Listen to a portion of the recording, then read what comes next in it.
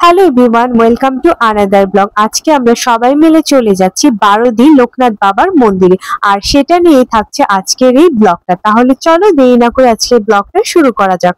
বিকেলবেলা রেডি হয়ে বেরিয়ে পড়লাম বারোদি যাওয়ার জন্য, আর আমি খুবই এক্সাইটেড ছিলাম কারণ বারোদি যাওয়ার সময় নদী পার হতে হয়, আর তখন নৌকায় চলতে পারবো, সেজন্য খুবই খুশি লাগছিল।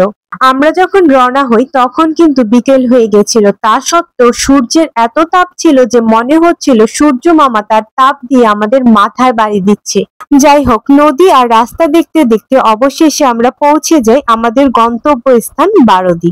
ওইখানে পৌঁছে সবার প্রথমে আমরা ভোগ কিনলাম, তারপর আমরা পূজা দিলাম। পূজা দিয়ে আমরা শুরু করে দিলাম ঘোরাঘুরি কেনাকাটা। এখানে আমার মা ঠাকুরের জন্য কিছু বাসন দেখছিল।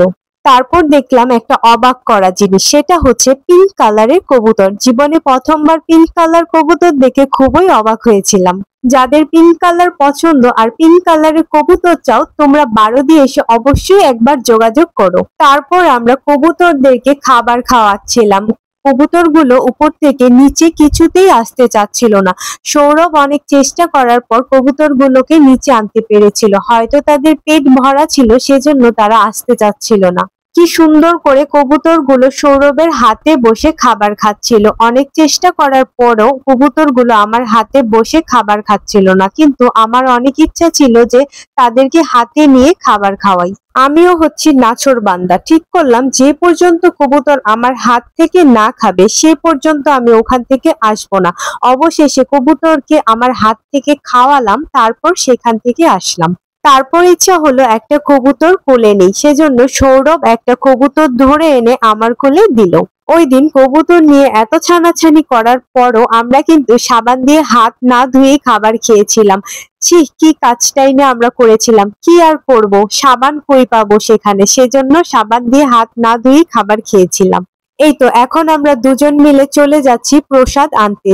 টোকেন কাটা হয়েছিল, সেটা নিয়েই আমরা চলে যাচ্ছিলাম প্রসাদ আনতে। তখন বিকেল ছিল, সেজন্য আমরা রাজভোগের টোকেন কেটেছিলাম, আর বিকেল বেলা শুধু রাজভোগই পাওয়া যাচ্ছিল।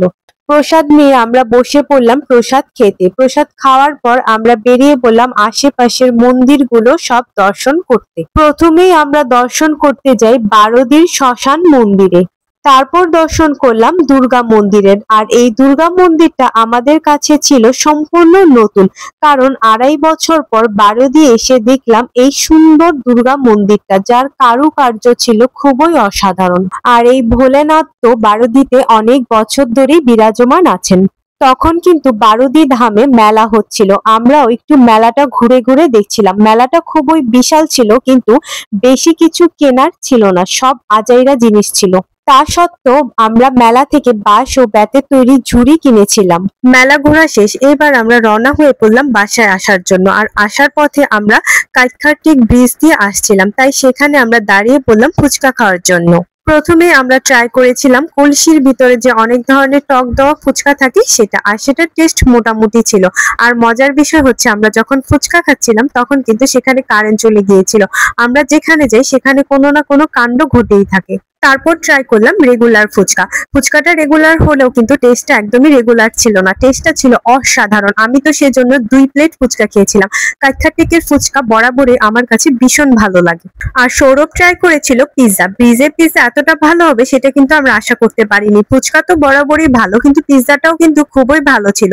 তো আজকের ব্লগটা এই পর্যন্তই, দেখা হচ্ছে অন্য কোনো ব্লগে। সেই পর্যন্ত চ্যানেলটাকে সাবস্ক্রাইব করে পাশে থেকো। Thanks for watching.